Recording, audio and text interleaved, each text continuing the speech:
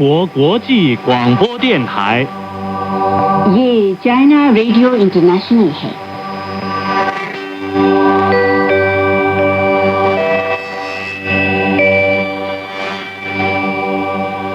यह China radio international है।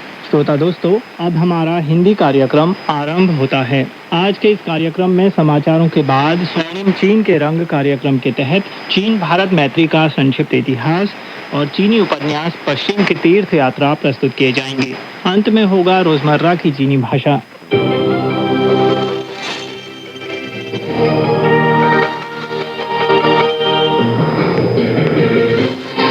लीजिए सुनिए आज के मुख्य समाचार।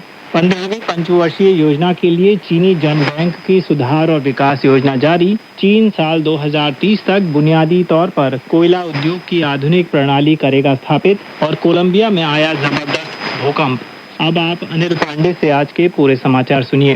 15वीं पंचवर्षीय योजना के लिए चीनी जन बैंक की सुधार और विकास योजना हाल में जारी की गई। इस योजना का मकसद मजबूत वित्तीय देश बनाने में तेजी लाना, केंद्रीय बैंक व्यवस्था को बेहतर बनाना और उच्च गुणवत्ता वाले आर्थिक विकास में योगदान देना है। योजना में वैज्ञानिक और विवेकपूर्ण मौद्रिक नीति ढांचा और व्यापक मैक्रो प्रूडेंशियल प्रबंधन प्रणाली स्थापित करने को स्पष्ट किया गया है। मौद्रिक और ऋण नीति के साधन के समग्र और संरचनात्मक कार्यों को प्रभावी ढंग से पूरा किया जाएगा। विनिमय दर तय करने में बाजार की निर्णायक भूमिका निभाते हुए आरएमबी की विनिमय दर को मूल रूप से अनुकूलन और संतुलन के स्तर पर स्थिर बनाए रखा जाएगा। वित्तीय स्थिरता की गारंटी प्रणाली का निर्माण मजबूत कर मुख्य क्षेत्रों में वित्तीय जोखिम का उचित निपटारा किया जाएगा। योजना में कहा गया है कि वैज्ञानिक और तकनीकी नवाचार के अनुकूल विज्ञान और प्रौद्योगिकी वित्तीय प्रणाली स्थापित की जाएगी। हरित विकास और कम कार्बन वाले बदलाव में आर्थिक समर्थन की गुणवत्ता और दक्षता उन्नत की जाएगी। समावेशी वित्तीय प्रणाली और पेंशन वित्तीय प्रणाली में सुधार जारी रखा जाएगा। डिजिटल वित्त का विकास बढ़ाया जाएगा और खपत के प्रोत्साहन व विस्तार के लिए वित्तीय सहायता मजबूत की जाएगी। योजना में यह भी कहा गया है कि खुले, समावेशी, जीवंत और लचीले आधुनिक वित्तीय बाजार का निर्माण बढ़ाया जाएगा। आरएमबी के अंतर्राष्ट्रीयकरण को आगे बढ़ाकर अंतर्राष्ट्रीय व्यापार, निवेश और वित्त पोषण में इसके इस्तेमाल का विस्तार किया जाएगा। डिजिटल आरएमबी का विकास करने से क्रेडिट रिपोर्टिंग उद्योग का उच्च गुणवत्ता वाला विकास बढ़ाया जाएगा। उधर चीनी राष्ट्रीय विकास और सुधार आयोग के राष्ट्रीय सूचना केंद्र के ताज़ा आंकड़ों के मुताबिक जुलाई महीने में कई क्षेत्रों में अग्रणी संकेतक स्थिर रहे और उनमें सुधार हुआ है और अर्थव्यवस्था में लगातार सुधार का स्पष्ट रुझान देखा गया है। ऑफलाइन उपभोग के आंकड़ों से पता चलता है कि जुलाई महीने में विभिन्न उपभोग भुगतान की राशि में पिछले साल की इसी अवधि की तुलना में 2.2% की बढ़ोतरी हुई और जून की तुलना में वृद्धि दर 0.8% ज्यादा रही। ट्रेड इन कार्यक्रमों और उच्च तापमान के चलते बढ़ी मांग से प्रेरित होकर घरेलू उपकरणों और ऑडियो विजुअल उपकरणों के लिए ऑफलाइन भुगतान में पिछले साल से 8.5% का इजाफा हुआ। गर्मी की छुट्टियों में विभिन्न क्षेत्रों में खर्च को बढ़ावा देने के उपाय लागू किए गए, जिससे खरीदारी क्षेत्रों, रात्रिकालीन अर्थव्यवस्था और सांस्कृतिक पर्यटन आदि गतिविधियों में लगातार बढ़ोतरी हुई है, जिसके परिणाम स्वरूप वस्तुओं और सेवाओं दोनों की खपत में एक सहक्रियात्मक सकारात्मक प्रवृत्ति देखी गई है।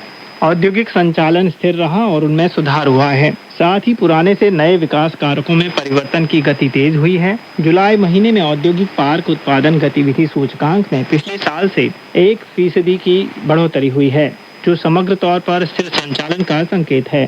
सेमीकंडक्टर, नए पदार्थों और अन्य क्षेत्रों में तकनीकी नवाचार करने वाली कंपनियां उल्लेखनीय जीवंतता दिखा रही हैं।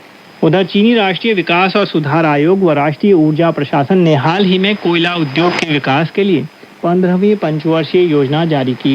इसमें साल 2030 तक बुनियादी तौर पर कोयला उद्योग की आधुनिक प्रणाली स्थापित करने आदि मुख्य लक्ष्य प्रस्तुत किए हैं। बताया जाता है कि कोयला चीन का बुनियादी ऊर्जा स्रोत है। कोयला उद्योग की आधुनिक प्रणाली की स्थापना मजबूत ऊर्जा देश बनाने और नवीन ऊर्जा प्रणाली स्थापित करने के लिए मजबूत समर्थन प्रदान करेगी। 14वीं पंचवर्षीय योजना के दौरान चीन में कोयला विकास का खाका बेहतर बनाया गया है। कोयले का उत्पादन 4.85 अरब टन तक पहुंच गया है। कोयला उद्योग ढांचे में सुधार आया है। 15वीं पंचवर्षीय योजना की अवधि कोयला उद्योग के विकास के लिए बदलाव का अहम दौर है। कोयले की खपत उच्चतम स्तर पर पहुंचेगी। चीन कोयला विकास के स्थानिक लेआउट को बेहतर बनाएगा। कोयला उद्योग के ढांचे को बेहतर बनाने और उसे अपग्रेड करने की प्रक्रिया में तेजी लाएगा। कोयले के उत्पादन, आपूर्ति, भंडारण व बिक्री प्रणाली का विकास मजबूत करेगा। कोयला खदान का बुद्धिमान उन्नयन बढ़ाएगा। कोयला क्षेत्र में हरित और कम कार्बन वाला बदलाव तेज करेगा। कोयले के स्वच्छ और कुशल इस्तेमाल को मजबूत करेगा।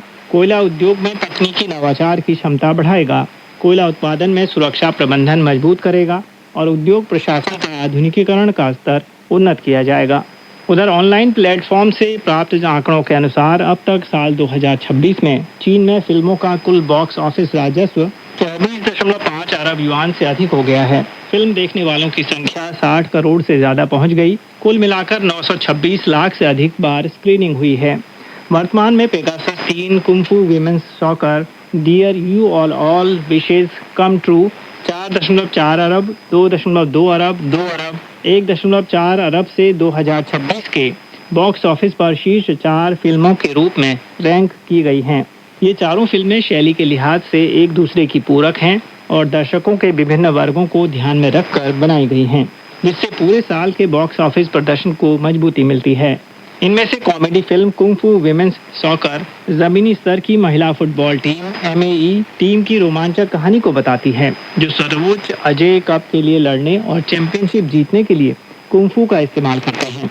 फिल्म डियर यू एक मार्मिक कहानी बताती है कि कैसे प्रवासी चीनी लोगों की बुजुर्ग पीढ़ी, जो अपनी आजीविका के लिए दक्षिण पूर्व एशिया गए थे, अपने रिश्तेदारों को याद करते थे और एक दूसरे की मदद करते थे। उधर स्थानीय समय के मुताबिक 10 अगस्त को कोलंबिया के पश्चिमी शहर कैली में तीव्र भूकंप आया। इससे शहर के बड़े हिस्से में इमारतें टूटी, सड़कें क्षतिग्रस्त हो गई। प्रशासन की राहत टीमें तुरंत मौके पर पहुंचकर मलबे के नीचे फंसे लोगों को निकालने का काम जारी रखे हैं। भूकंप से 132 लोगों की मौत हो चुकी है और 570 लोग घायल बताए जाते हैं। देश भर के 32 शहर भूकंप से बुरी तरह प्रभावित हुए हैं। भूकंप के बाद कोलंबिया में दूतावास ने तुरंत अपनी आपातकालीन प्रतिक्रिया प्रणाली को सक्रिय कर दिया और कोलंबिया में चीनी नागरिकों की स्थिति का व्यापक आकलन किया। अब तक किसी चीनी नागरिक के हताहत होने की कोई सूचना नहीं है। दूतावास कोलंबिया में चीनी नागरिकों को भूकंप के बाद आने वाले झटकों, सार्वजनिक स्वास्थ्य सुरक्षा और परिवहन से संबंधित जोखिमों के प्रति सतर्क रहने और सावधानी बरतने की सलाह दी गई है। दूतावास कोलंबिया में चीनी नागरिकों को स्थानीय भूकंप की प्रारंभिक चेतावनी और आपदा निवारण चेतावनियों पर बारीकी से नजर रखने और दिशा निर्देशों के मुताबिक कार्य करने की भी सलाह देता है। इमारतों में दरारों की सावधानी पूर्वक जांच करें और यदि X और U आकार की प्रतिच्छेदी दरारें पाई जाती हैं तो उन्हें तुरंत खाली कर दें। पोर्टेबल आपातकालीन आपूर्ति किट तैयार रखें। आवश्यक सूचना और सुरक्षा सावधानियां बरतें और निर्बाध संचार बनाए रखें। उधर ईरान के राष्ट्रपति मसूद पेजेश्कियान ने 10 अगस्त को कहा कि उन्होंने हाल ही में ईरान के सर्वोच्च नेता मुस्तफा खामेनेई के साथ बातचीत की, जो 7 से 8 घंटे तक चली। इस दौरान दोनों ने सभी पहलुओं पर गहन चर्चा की। पेजेश्कियान ने यह भी कहा कि वर्तमान में सबसे महत्वपूर्ण कार्य आंतरिक विभाजन को रोकना है, क्योंकि दुश्मनों की सभी योजनाएं ईरान के अंदर विभाजन पैदा करने के लिए हैं। पेजेश्कियान ने उसी दिन पहले भाषण देते हुए यह भी कहा कि मुस्तफा खामेनेई का स्वास्थ्य बहुत अच्छा है।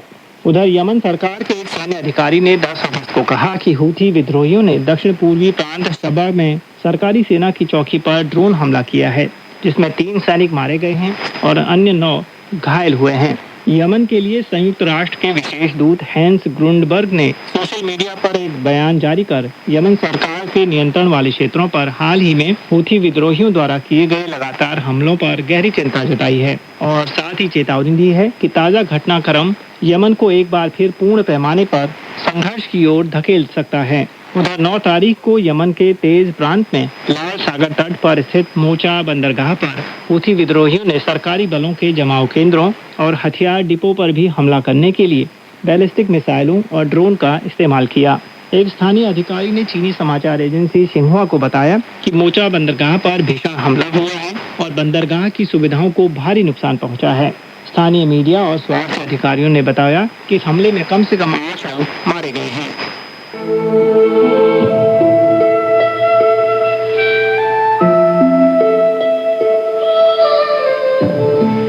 चीन की संस्कृति, सभ्यता और जानकारी, चीन का इतिहास, रीति रिवाज और विदेशी आदान प्रदान, सब कुछ यहाँ मिलता है। आइए चलते हैं चीन के सफर पर और शुरू करते हैं हमारा खास कार्यक्रम स्वर्णिम चीन के रंग।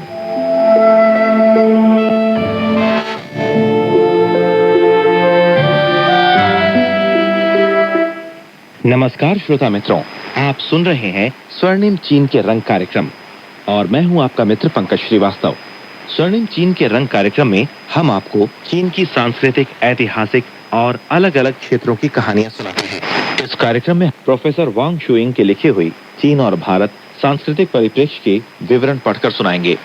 तो अपने वायदे के अनुसार हम इस बार भी एक नई कड़ी के साथ आपके सामने उपस्थित हैं, जिसका शीर्षक है चीनी परिवार व्यवस्था, पुनरावलोकन और पूर्वावलोकन।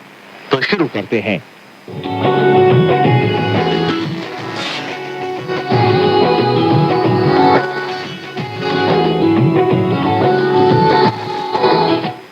परिवार मानव समाज की कोशिका और मानव जीवन की बुनियादी इकाई है।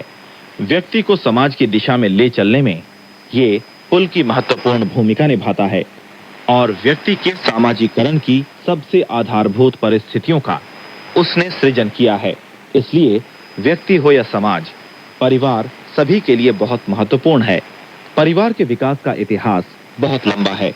उत्पादन शक्ति के विकास और मानव सभ्यता की उन्नति के बाद ही परिवार विहीन मानव पारिवारिक मानव बना और अपेक्षाकृत निम्न स्तर के संगठन से अपेक्षाकृत उच्च दर्जे के संगठन तक पहुंचा। परंतु आर्थिक व्यवहार, बूढ़ों की देखभाल और अगली पीढ़ी के पालन पोषण का परिवार का मूल दायित्व भविष्य में काफी लंबे समय तक चलता रहेगा। सामाजिक प्रगति, आर्थिक विकास और मानसिक सभ्यता की लगातार उन्नति के साथ साथ उसमें भी परिवर्तन आ रहा है। सामाजिक जीवन का एक विशेष प्रकार का संगठन होने के नाते परिवार की बुनियादी विशेषता यह है कि वैवाहिक रिश्ता उसका आधार है और सामाजिक विकास से उसका अत्यधिक संबंध है। मानव जीवन के अविभाज्य अंग विवाह का अलग अलग समय में अलग अलग चरित्र और वैशिष्ट्य यानी विशेषता रहा और परिवार का स्वरूप भी उसी के अनुसार बदलता रहा। कहा जा सकता है कि विवाह और परिवार किसी भी देश में समाज के लघु संस्करण होते हैं। चीन भी इसका अपवाद नहीं है। चीन का सामंतवादी समाज 2000 साल से भी अधिक समय तक चला। चीन के सामंतवादी परिवार का चीनी समाज के विकास और चीनी राष्ट्र के राष्ट्रगत वैशिष्ट्य के गठन पर गहरा और दूरगामी प्रभाव है। वर्तमान चीन सुधार की लहरों और आधुनिक सभ्यता के थपेड़ों के बीच पड़ा है। चीन के व्यापक गांवों और शहरों में अभी विवाह और पारिवारिक ढांचे में गहरा परिवर्तन आ रहा है। एंगल्स ने बताया था, समूचे पुराने जमाने भर माँ बाप विवाह तय करते थे और लोग खुशी खुशी उनकी बात मान लेते थे। चीन की हालत भी ऐसी ही थी। इस तरह की माँ बाप की ओर से तय की गई शादी चीन में जन्मी और इतने लंबे काल तक अस्तित्व में रह सकी। इसके कारण कई हैं, लेकिन मुख्य कारण दो हैं। पहले का संबंध चीन की सामंतवादी प्राकृतिक अर्थव्यवस्था और स्वनिर्भर जीवन शैली से है। ऐसी स्वनिर्भर प्राकृतिक अर्थव्यवस्था का बाहरी संसार से संबंध और लेन देन बहुत कम होता है। इसलिए बेटे बेटी के सयाने और विवाह योग्य हो जाने पर केवल बिचौलिए के माध्यम से ही संपर्क हो सकता था, जिसमें माँ बाप की भूमिका प्रमुख होती थी। दूसरे, ये घर का मुखिया के ढांचे का परिणाम था। चीन के सामंतवादी परिवार में परिवार के सदस्यों के बीच बराबरी का संबंध बिल्कुल न था। घर के मुखिया का परिवार में निरंकुश अधिकार था। वो पूरे परिवार पर शासन करता था और परिवार के मामलों को तय करता था। शादी के सवाल पर ये माँ बाप द्वारा तय की गई शादी के रूप में सामने आता था। ये दोस्ती दम से है, ये दोस्ती। अब आप सुन रहे हैं स्वर्णिम चीन के रंग कार्यक्रम में प्रोफेसर वांग शुइंग की लिखी हुई चीन और भारत सांस्कृतिक परिप्रेक्ष्य के विवरण के तहत चीनी परिवार व्यवस्था, पुनरावलोकन और पूर्वावलोकन कड़ी।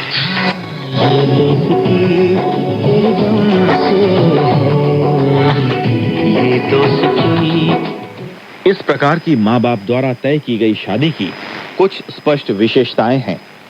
घर द्वार देखकर रिश्ता तय होता था, यानी अलग अलग सामाजिक और आर्थिक स्तर के लोगों के बीच विवाह नहीं हो सकता था।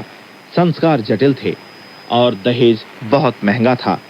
इस प्रकार की शादी में न केवल औरत खरीद फरोख्त की चीज बन जाती थी और समाज में उसका स्थान नीचे गिर जाता था, बल्कि वर पक्ष के परिवार को भी भारी आर्थिक परेशानी का सामना करना पड़ता था। घर की गरीबी की वजह से समारोह की सामर्थ्य न होने के कारण बहुत से गरीबों की या तो जवानी यूं ही गुजर जाती थी और देर से शादी होती थी, या फिर जिंदगी भर उनकी शादी नहीं होती थी और वे कुंवारे ही रह जाते थे। मुक्ति के बाद से चीन में अभूतपूर्व परिवर्तन हुए। सामंतवादी अर्थव्यवस्था का स्थान सार्वजनिक स्वामित्व वाली समाजवादी अर्थव्यवस्था ने ले लिया। देश का मालिकाना जनता के हाथ में आ गया और राजनीति, विचारधारा और संस्कृति में बुनियादी परिवर्तन हुए। सन 1950 में चीनी सरकार ने नया विवाह कानून बनाया और लागू किया। ऐसी परिस्थिति में चीनी परिवार के ढांचे में भी बुनियादी बदलाव आया। लोगों को वैवाहिक स्वतंत्रता और स्त्री पुरुष के बीच समानता का अधिकार मिला और चीनी परिवार ने विकास के नए दौर में प्रवेश किया। 8वें दशक से बाहरी दुनिया की ओर खुलापन और आर्थिक सुधारों के चलते चीन के इतिहास में और भी बड़ा परिवर्तन आया, जो ठोस रूप से निम्नलिखित क्षेत्रों में दिख पड़ा। माँ बाप द्वारा शादी तय किए जाने की सामंतवादी रस्म को तोड़कर वास्तव में स्वैच्छिक विवाह की ओर संक्रमण आरंभ हुआ। बहुत से युवक युवतियां माँ बाप के हस्तक्षेप के बिना स्वैच्छिक प्रेम और स्वैच्छिक विवाह कर सके। अपने आप में सिमटे रहने की स्थिति को तोड़कर खुलेपन की ओर विकास हुआ। परिवार की जीवन शैली में भी परिवर्तन आया। व्यक्तिगत स्वतंत्रता की चेतना मजबूत हुई। परिवार का बाहरी जगत से संबंध और आदान प्रदान बढ़ा और स्वैच्छिक विवाह के विकास की गति तेज हुई। लोगों की उपभोक्ता मानसिकता में बदलाव आया। जीवन स्तर ऊपर उठने के साथ साथ लोग उच्च कोटि के सामानों पर जोर देने लगे, जीवन की गुणात्मकता पर ज्यादा ध्यान देने लगे और लोगों की निगाह में कम खर्ची या बचत कोई नैतिक सद्गुण नहीं रह गया। 8वें दशक से इस दिशा में और भी बड़े परिवर्तन आए। हालांकि चीन के बहुसंख्यक गांवों और शहरों में परिवार की मुख्य धारा अच्छा है, आगे की ओर बढ़ रही है, फिर भी विकास का ये क्रम फूलों की सेज नहीं है, क्योंकि चीन का परिवार अभी बाहर के थपेड़ों और आंतरिक विघटन, विरोधाभास और नवीकरण के दौर से गुजर रहा है। कभी कभी किसी किसी क्षेत्र में उलझने और पुरानी समस्याएं फिर उठ खड़ी होती हैं। यहाँ तक कि नई समस्याएं भी पैदा हो जाती हैं। ये दोस्ती तेरे दम से है, ये दोस्ती तेरे दम से है, ये दोस्ती तेरे दम से है, तेरे दम से है। हाँ, ये दोस्ती तेरे दम से है, ये दोस्ती तेरे दम से है। तू जिंदगी कसम से है, सारी खुशी तेरे दम से है, सारी खुशी तेरे दम से है, सारी खुशी तेरे दम से है, सारी खुशी तेरे दम से है। तू जिंदगी कसम से है, ये दोस्ती तेरे दम से है, ये दोस्ती तेरे दम से है।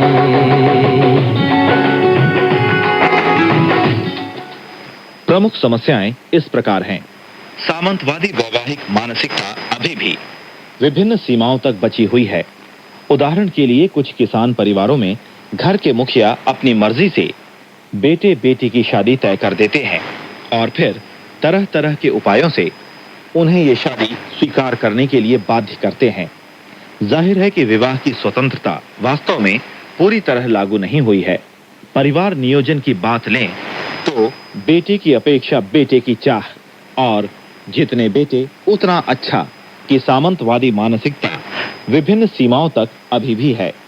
चीन में पुराने जमाने की सामंतवादी आचार संहिता में परिवार नियोजन को पुरखों और गुरुजनों के प्रति पुत्रोचित कर्तव्य से सीधे जोड़ दिया गया था। अगर बेटे को जन्म न दें तो पुरखों का वंश आगे न चल सकेगा। इसे पुत्रोचित कर्तव्य की सबसे बड़ी अवहेलना समझा जाता था। इस तरह की पुरानी मानसिकता का असर आज भी है। पिछले कुछ वर्षों में चीन में तलाक की दर लगातार बढ़ती जा रही है और वर्तमान में समाज के लोगों का ध्यान आकर्षित करने वाली मुख्य समस्याओं में से एक बन चुकी है। तलाक के कई कारण हैं। पति पत्नी के बीच प्रेम न हो तो बेशक तलाक ले सकते हैं, लेकिन कुछ लोग पुराने से ऊबकर नयापन चाहते हैं और दुराचार आदि कर्मों में लग जाते हैं। स्वाभाविकतः इससे वैवाहिक संबंध बिगड़ते हैं, जिसकी परिणति तलाक में होती है। ऐसे लोगों को कुमार्ग से हटाकर सद्मार्ग पर लाने के लिए नैतिक शिक्षा देने के अलावा और कोई उपाय नहीं है।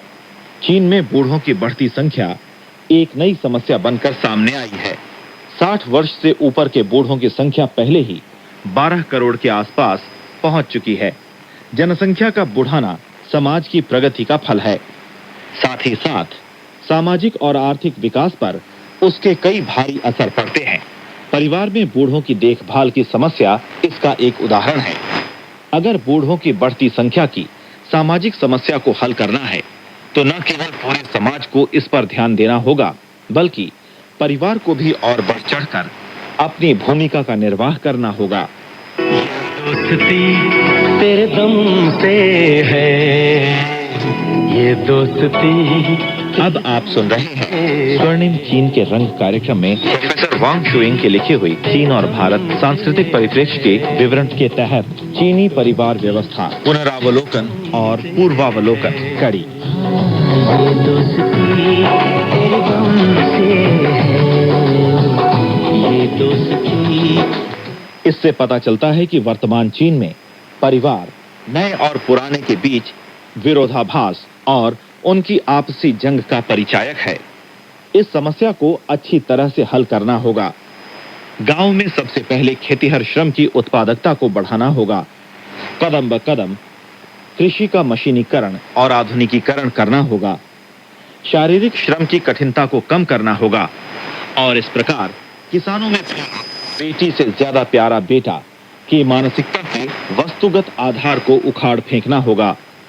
शहरों और गांवों में कल्याण कार्य को अच्छी तरह से करना होगा और अकेले बेसहारे बूढ़ों की देखभाल का ठीक से इंतजाम करना होगा, ताकि सभी के लिए वृद्धावस्था में देखभाल का प्रबंध रहे। बूढ़ों की अपने भविष्य के प्रति चिंता दूर हो। लोगों को तथ्यपरक शिक्षा दी जाए और बेटी से ज्यादा प्यारा बेटा और जितने बेटे उतना अच्छा की पुरानी मानसिकता बदले।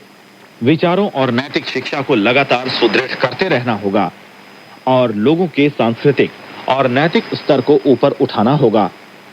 परिवार में हमेशा लगातार विकास और परिवर्तन होता रहेगा। समाज की दिन पर दिन प्रगति के साथ साथ परिवार की भूमिका भी लगातार बदलती रहेगी। संभव है कि कुछ पुरानी भूमिकाएं खत्म हो जाएं और कुछ नई भूमिकाएं पैदा हों। अधिक विकसित अर्थव्यवस्था और मानसिक सभ्यता वाले भविष्य के समाज में परिवार समाज की आर्थिक इकाई और उत्पादन इकाई नहीं रह जाएगा। बच्चों की देखभाल और शिक्षा भी सार्वजनिक कार्य बन जाएगी और समाज सारे बच्चों पर समान रूप से ध्यान देगा। उस काल में पति और पत्नी, बच्चों और माँ-बाप के बीच पहले जैसा अन्योन्याश्रित संबंध नहीं रह जाएगा, बल्कि उनके बीच सच्ची समानता का संबंध होगा। परिवार के सदस्यों के बीच समानता, एकता, प्रेम और सहयोग पर आधारित एक नए प्रकार का संबंध स्थापित होगा। परिवार मुख्यतः जीवन की इकाई बन जाएगा। एक शब्द में भविष्य के न्यायोचित सभ्य समाज में शोषण और उत्पीड़न नहीं होगा। व्यक्तियों के बीच असमानता का संबंध न रहेगा और समाज का मनुष्य के चौतरफा विकास के युग में प्रवेश होगा। ऐसे युग में प्रत्येक व्यक्ति को स्वतंत्र रूप से अपना विकास करने का अवसर मिलेगा। समाज की कोशिका होने के नाते परिवार मनुष्य के चौतरफा विकास की अपनी भूमिका और अच्छी तरह से निभा सकेगा। श्रोता मित्रों, ये था चीनी परिवार व्यवस्था पुनरावलोकन और पूर्वावलोकन। शुरू करते हैं चीन की परंपरागत मान्यता और आबादी। जो जनता में व्यापक रूप से व्याप्त है, वही परंपरागत मान्यता की अवधारणा का अर्थ है। परंपरागत मान्यताओं की धारणा के मूल्य सामाजिक व्यवहार के वे नियम हैं जिनके व्यवहार कुछ लोग अच्छा समझते हैं, जो कि समाज के विकास के लिए अनुकूल है और समाज को आगे बढ़ाने के लिए शक्ति प्रदान करते हैं, और यही सामाजिक विकास के लिए एक प्रकार की शक्ति बनता है। ये वे ही मान्यताएं हैं जो मानव इतिहास के किसी युग में विकसित हुईं, और चूंकि ये आवश्यक और समाज की समृद्धि के लिए उपयोगी रहीं, इसलिए उत्तराधिकारी मान्यताओं के रूप में आज के समाज में भी विद्यमान हैं। कुछ सामाजिक व्यवहारों को लोग अच्छा नहीं समझते हैं। यह पहले अच्छा था, लेकिन समाज के विकास के साथ साथ उसमें परिवर्तन हुआ और बाद में सामाजिक विकास और मानव के बुनियादी हितों के मध्य अंतर विरोध हुआ, यहाँ तक कि सामाजिक विकास के लिए एक अवरोधक शक्ति बन गई। लोग सामाजिक व्यवहार के इन नियमों को या तो चुपचाप रहकर छोड़ दिया करते हैं या बड़ी आवाज के साथ इसमें सुधारने की मांग करते हैं। एक आदमी अगर समाज में अच्छे व्यवहारिक नियम के अनुसार कार्य करे तो लोग उसकी सराहना करेंगे और जनमत उसके कार्यों को तय करेगा, वरना उसको दंडित किया जाता है, यहाँ तक कि जुर्माना लगाया जाता है।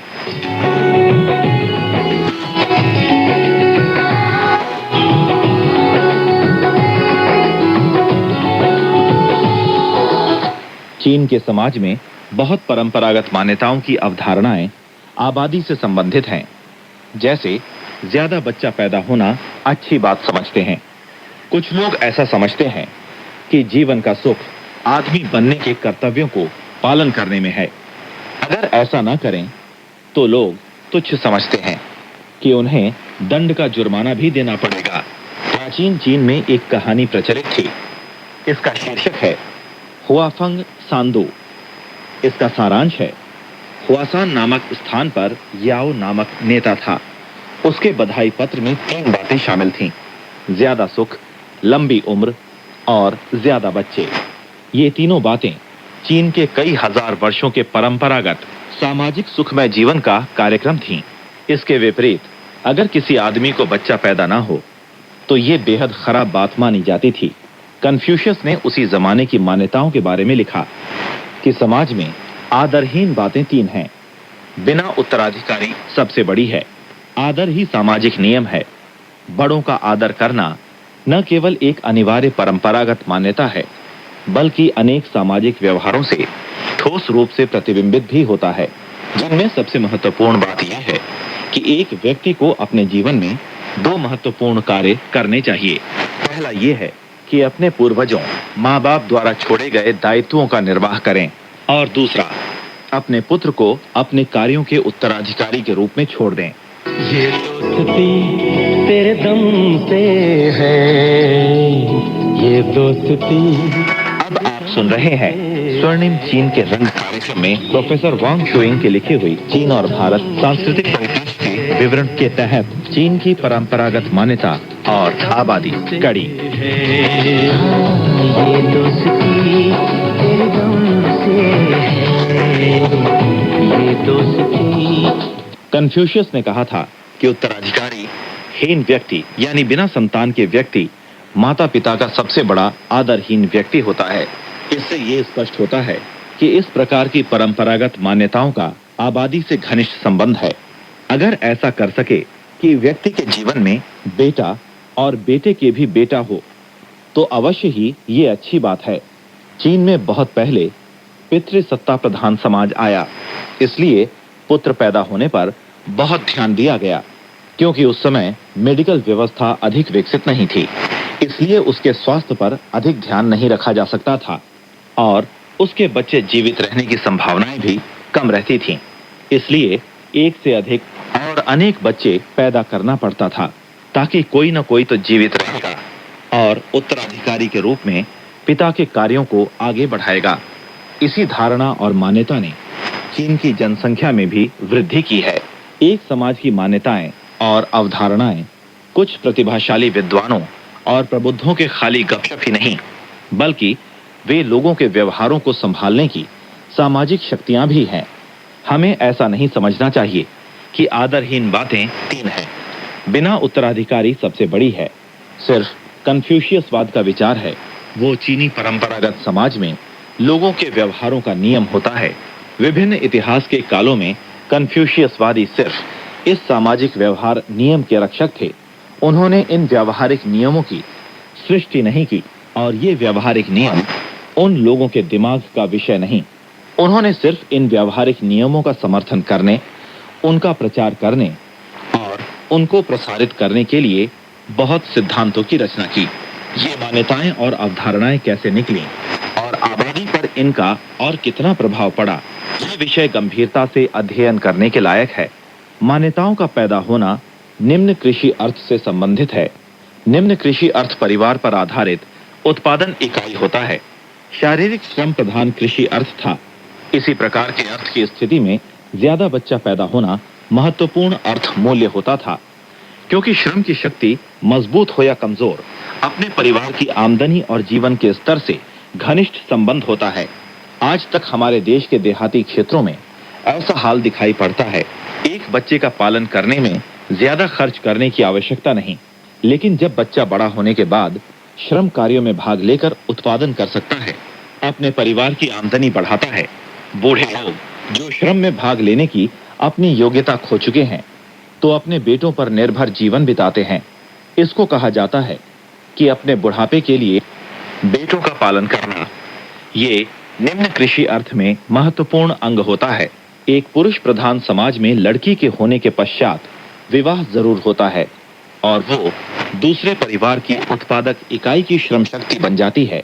जबकि लड़का बड़ा होने के बाद एक लड़की के साथ शादी करने के बाद जब बहू आएगी, तब उसके उत्पादन के लिए एक श्रम शक्ति की वृद्धि हो जाती है। इसलिए पुरुषों पर महत्व ध्यान देना और स्त्रियों या लड़की की उपेक्षा करने की खुद अपनी आर्थिक बुनियाद होती है।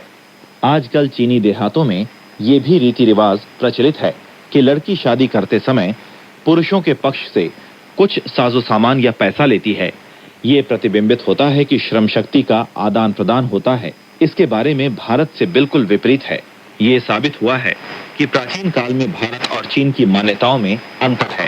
ये दोस्ती तेरे दम से है, ये दोस्ती तेरे दम से है, ये दोस्ती तेरे दम से है, ये दोस्ती तेरे दम से है, ये दोस्ती तेरे दम से है, ये दोस्ती तेरे दम से है। तू जिंदगी तू जिंदगी तू जिंदगी दम से है, सारी खुशी तेरे दम से है, सारी खुशी तेरे दम से है, सारी खुशी तेरे दम से है, सारी खुशी तेरे दम से है। जिंदगी जिंदगी कसम से है, ये दोस्ती तेरे दम से है, ये दोस्ती। तो श्रोता मित्रों, ये था स्वर्णिम चीन के रंग कार्यक्रम में प्रोफेसर वांग शुइंग के लिखी हुई चीन और भारत सांस्कृतिक परिप्रेक्ष्य के विवरण के तहत चीन की परंपरागत मान्यता और आबादी। आज ये कड़ी यहीं समाप्त होती है। अगली बार हम एक नई कड़ी के साथ एक बार फिर आपके सामने उपस्थित होंगे। तब तक के लिए अपने मित्र पंकज श्रीवास्तव को आज्ञा दें। नमस्कार।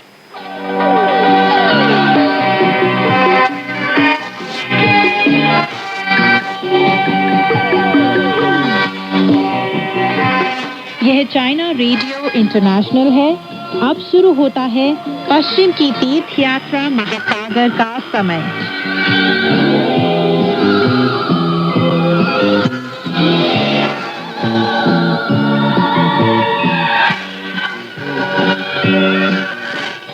नमस्कार दोस्तों, पश्चिम की तीर्थ यात्रा सुप्रसिद्ध चीनी उपन्यास लेकर हाजिर हूँ मैं मैत्री शर्मा। आज की कहानी इस प्रकार है।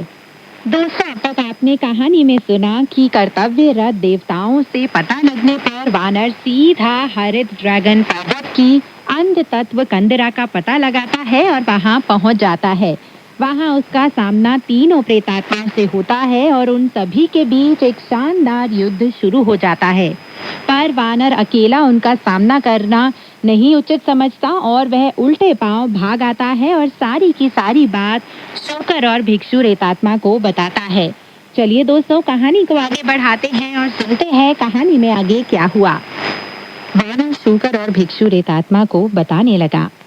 इस वर्ष जब उनका हमसे सामना हुआ तो वे दुष्ट दुस्साहस के साथ हमारे गुरुदेव का अपहरण कर ले गए। मैंने कर्तव्यरत देवताओं से अनुरोध किया कि वे गुरुदेव को सुरक्षा दें। फिर मैंने थोड़ी ही दूरी पर स्थित कंदरा के दरवाजे पर जाकर उन्हें खूब गालियां दी। तब तीनों दैत्य बाहर निकल आए। उनके सिर सांडों जैसे थे। हथियार के रूप में पहले दैत्य के पास रणकुठार, दूसरे के पास खंग और तीसरे के पास मूसल था। उनके साथ वृषभ के सिर वाले राक्षसों का एक पूरा गिरोह था। वे लोग पताकाएं उठाए हुए थे और ढोल नगाड़े बजा रहे थे। युद्ध पूरे दिन चलता रहा और जब शाम होने तक भी हार जीत का फैसला नहीं हो सका तो राजा धूलवर्चक ने झंडा दिखाकर सभी छोटे दैत्यों को आगे आने का संकेत दिया। चूंकि शाम काफी हो चुकी थी और मैं चिंतित हो उठा था कि उन्हें हराना मेरे लिए संभव नहीं है, इसलिए अपने कलाबाजी में ज्ञान पर सवार होकर मैं यहाँ लौट आया। शूकर ने कहा, मेरा अनुमान है कि तुम्हें परेशान करने वाला राक्षस पाताल लोक पंक्तु का दानवराज है। भिक्षु रेतात्मा ने पूछा, तुम यह कैसे कह सकते हो? शूकर ने हंसकर कहा, मैं यह इसलिए कह रहा हूँ क्योंकि हमारे बड़े भाई ने अभी तक यही कहा है कि वे सभी लोग वृषभ के सिर वाले राक्षस हैं। वानर बोला, नहीं नहीं, ऐसी कोई बात नहीं है। मैंने उन्हें देखा है, वे सब गैंडा प्रेतात्मा है। शूकर ने कहा, अगर वे गैंडा प्रेतात्मा हैं तो हमें चाहिए कि उन्हें पकड़कर उनके सींग काट ले। उनके मूल्य के रूप में हमें काफी चांदी मिल सकती है। अभी वे लोग बातें कर ही रहे थे कि मठ के भिक्षुओं ने वानर से पूछा कि अब वह रात का भोजन करेगा या नहीं। वानर ने जवाब दिया, अगर आप लोगों को कष्ट ना हो तो मैं कुछ ना कुछ जरूर खा लूंगा। वैसे मैं बिना भोजन के भी रह सकता हूँ।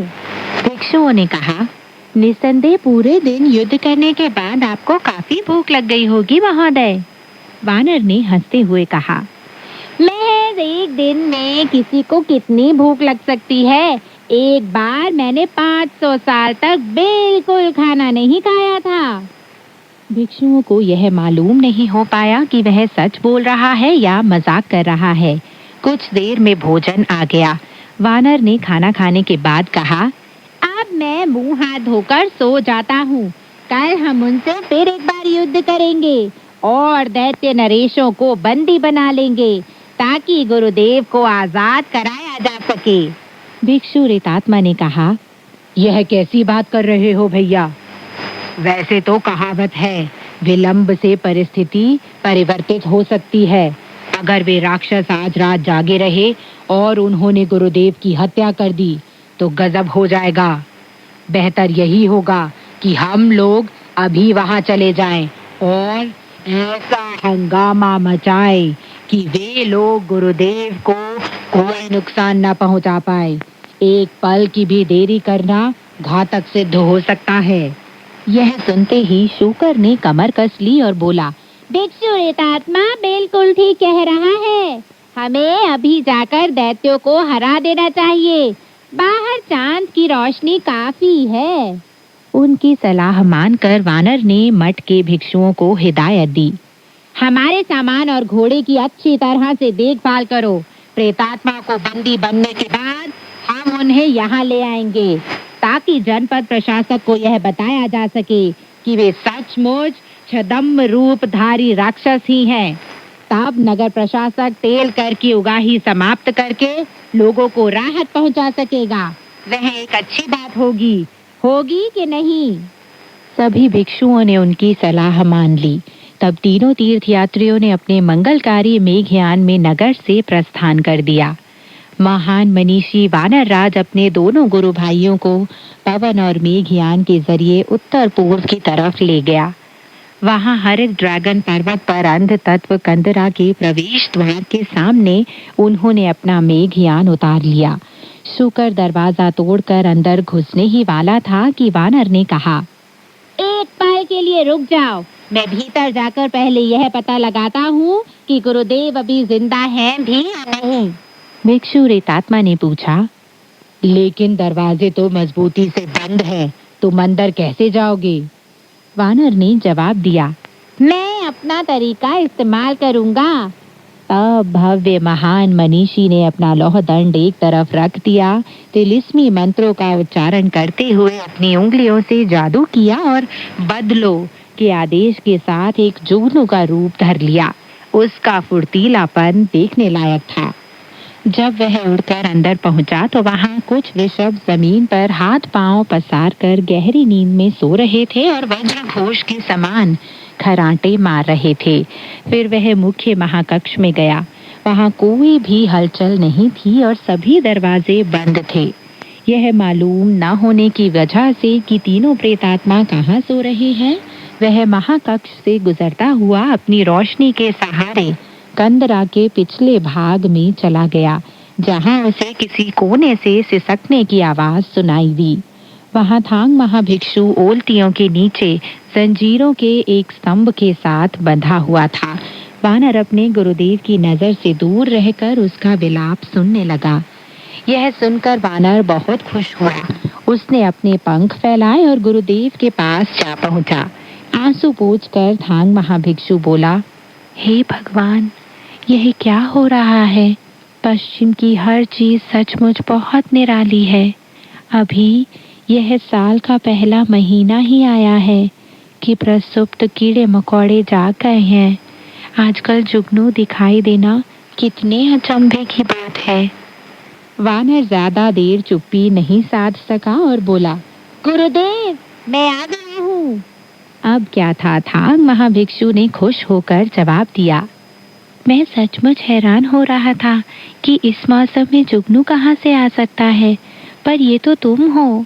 वानर ने अपने असली रूप में लौटकर कहा, गुरुदेव, हमारी यात्रा में इतनी देरी इसलिए हो रही है और हमारे इतने प्रयास इसलिए व्यर्थ हो रहे हैं क्योंकि आप असली और नकली के बीच अंतर नहीं कर पाते। रास्ते भर मैं आपसे कहता आ रहा हूँ कि राक्षस अच्छे नहीं होते, लेकिन आप सुनते ही नहीं और उनको दंडवत प्रणाम करने लगते हैं। जब उन दुष्ट राक्षसों ने बत्तियां बुझा दी और वे मक्खन का तेल चुराने लगे तो लगे हाथों आपको भी उठा ले गए। मैंने शुकर और भिक्षु रेतात्मा से कहा कि वे हमारे सामान की देखभाल करने मठ में लौट जाएं और मैं खुद पवन की गंध का पीछा करता हुआ यहाँ पहुँचा। मुझे यह पता नहीं था कि इस जगह का नाम क्या है, पर भाग्यवश 4 कर्तव्यरत देवताओं से मुझे पता चल गया कि यह हरे ड्रैगन पर्वत की अंधतत्व कंदरा है। मैं यहाँ राक्षसों से पूरे दिन लड़ता रहा और जब शाम हो गई तो वापस लौटकर अपने गुरु भाइयों को पूरी कहानी सुना दी। फिर हम लोग रात में ही सोने के बदले यहाँ आ गए। मैंने सोचा रात काफी हो चुकी है और इस समय राक्षसों से लड़ना उचित नहीं है। मुझे यह भी मालूम नहीं था कि आप कहाँ हैं, इसलिए मैं रूप बदलकर अंदर आ गया ताकि यहाँ का हाल पता कर सकूं। महाभिक्षु ने खुश होकर पूछा, क्या शुकर और भिक्षु रेतात्मा बाहर है? वानर ने जवाब दिया, हाँ, मैं अभी चारों तरफ का निरीक्षण करके आया हूँ। सभी राक्षस सो रहे हैं। मैं आपका बंद ताला खोल दूंगा, कमरे के दरवाजे तोड़ डालूंगा और आपको बाहर निकाल लूंगा। थांग महाभिक्षु ने सिर हिलाकर आभार व्यक्त किया।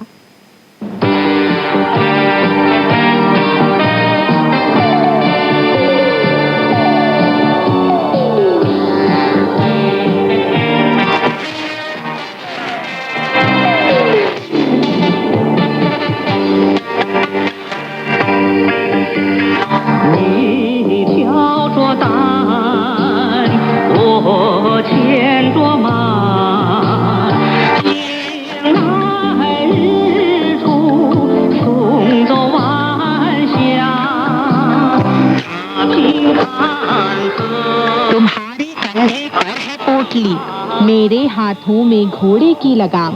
आगे चलते हैं हम पश्चिम की ओर, सूर्यास्त से सूर्योदय तक। रास्ते में मुकाबला करते हैं दैत्यों और दानवों के साथ। फिर आगे चलते हैं हम पश्चिम की ओर, साल दर साल करते हैं पवित्र यात्रा, बड़े साहस के साथ पश्चिम की ओर।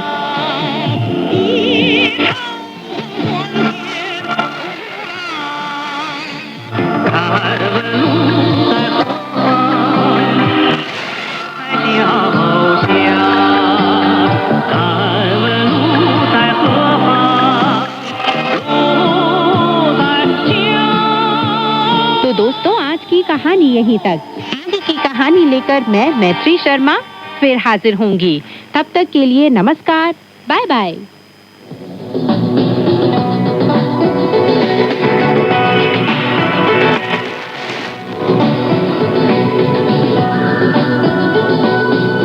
用你的母语学汉语，每日汉语。 मातृभाषा में चीनी सीखें रोजमर्रा की चीनी भाषा। 用你的母语学汉语，每日汉语。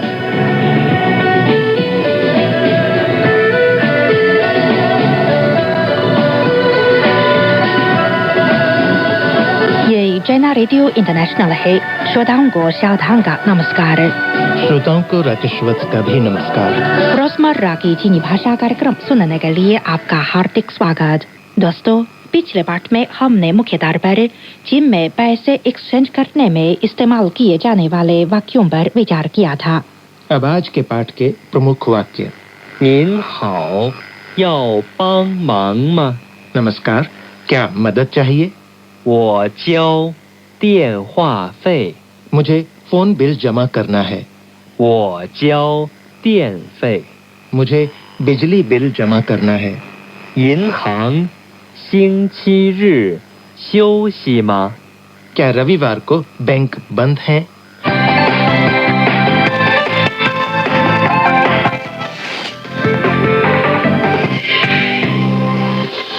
जैसा कि पहले हमने कहा था कि चीन में हम बिल जमा करने के लिए बैंक जाते हैं। ठीक है, बैंक कर्मचारी आपसे पूछ सकते हैं, नमस्कार, क्या मदद चाहिए?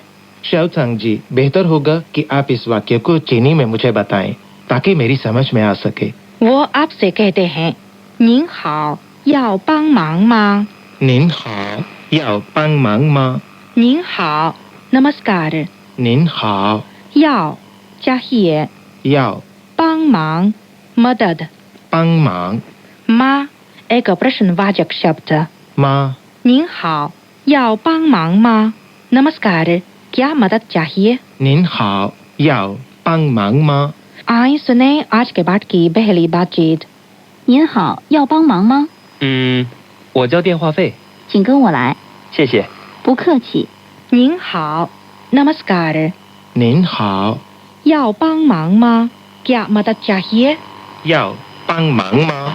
माँ एक प्रश्नवाचक शब्द है। प्रश्नवाचक वाक्य के अंत में इसका प्रयोग किया जाता है।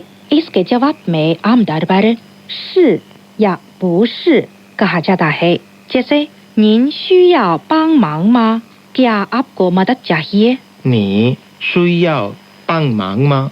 银行星期日休息吗? क्या रविवार को बैंक बंद है? 银行星期日休息吗？ 他是你的朋友吗? क्या वो आपकी सहेली है? 他是你的朋友吗？您好，要帮忙吗？नमस्कार, क्या मदद चाहिए? 您好，要帮忙吗？ आइए सुने एक बार फिर आज के पाठ की पहली बातचीत। 您好，要帮忙吗？我交电话费，请跟我来。谢谢。不客气。 शाओथांग जी, आप चीनी में इस वाक्य को कैसे कहती हैं कि मुझे बिजली बिल जमा करना है? आप कह सकते हैं 我交电话费，我交电话费，我मैं और 交 जमा करना, 我交电话费 phone bill, 电话费，我交电话费, मुझे phone bill जमा करना है. 我交电话费。शाओथांग जी, और मुझे बिजली बिल जमा करना है, इसे चीनी भाषा में क्या ऐसे कहा जाएगा? 我交电费， बिल्कुल ठीक.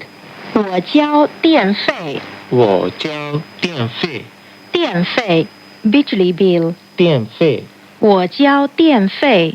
我交电费， मुझे बिजली बिल जमा करना है. आइए सुने आज के बाद की दूसरी बातचीत। 您好，要帮忙吗？是的，我交电费。请您到第3个窗口。 शाओथांग जी, आपको पता है कि मैं सुबह 9 बजे काम पर जाता हूँ और शाम को 5 बजे काम से वापस आता हूँ और बैंक भी 9 बजे ही खुलते हैं, इसलिए मैं ये जानना चाहता हूँ कि क्या रविवार को बैंक बंद है? इसे चीनी भाषा में कैसे कहा जाता है? आप कह सकते हैं 银行星期日休息吗？ इन हांग शिंगची शियोशी मा, 银行 बैंक, इन हांग 星期日 रविवार, शिंगची 休息 आराम, शियोशी, माँ प्रश्नवाचक शब्द, मा 银行星期日休息吗？ क्या रविवार को बैंक बंद है?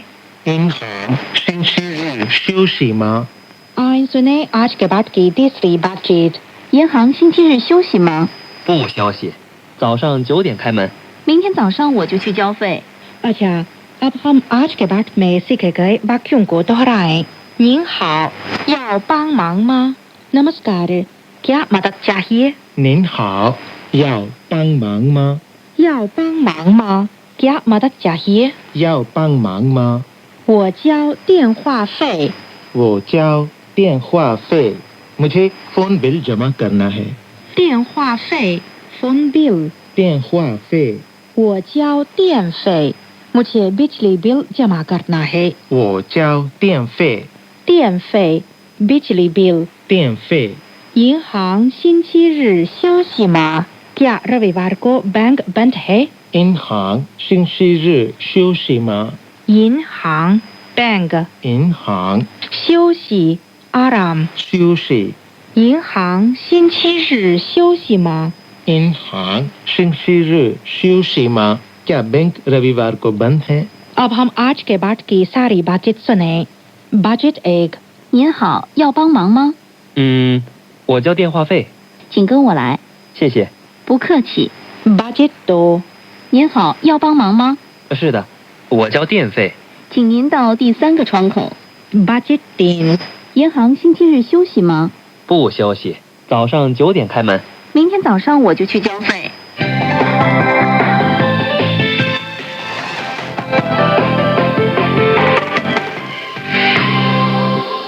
श्रोता दोस्तों, आए अब वेतुंग भाई से चीनी संस्कृति के बारे में कुछ जानकारी लें. बैंक चीनी नागरिकों के जीवन में बड़ी भूमिका निभाते हैं. अब चीनी लोग न सिर्फ पैसे जमा करने या निकालने के लिए बैंक जाते हैं, बल्कि फोन, इंटरनेट व बिजली बिल कर्ज और पैसों को एक्सचेंज कराने जैसे मामलों के लिए भी बैंक जाते हैं. यदि सुबह 7 बजे आप किसी बैंक के सामने लंबी लाइन देखें तो वे संभवतः ट्रेजर बॉन्ड खरीदने की प्रतीक्षा कर रहे होंगे. और तो और लाइन में अधिकतर रिटायर बुजुर्ग ही दिखाई पड़ेंगे, क्योंकि उनके विचार में ट्रेजर बॉन्ड में निवेश करने से वित्तीय जोखिम से बचा जा सकता है.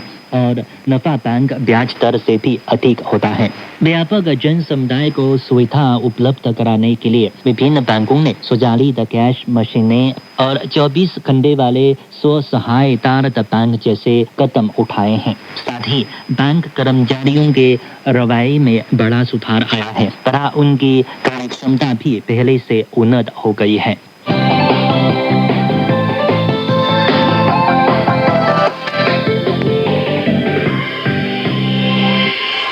अच्छा दोस्तों, आज कपाट यहीं तक। अब राकेश वत्स और साधन को आज्ञा दें। नमस्कार। नमस्कार।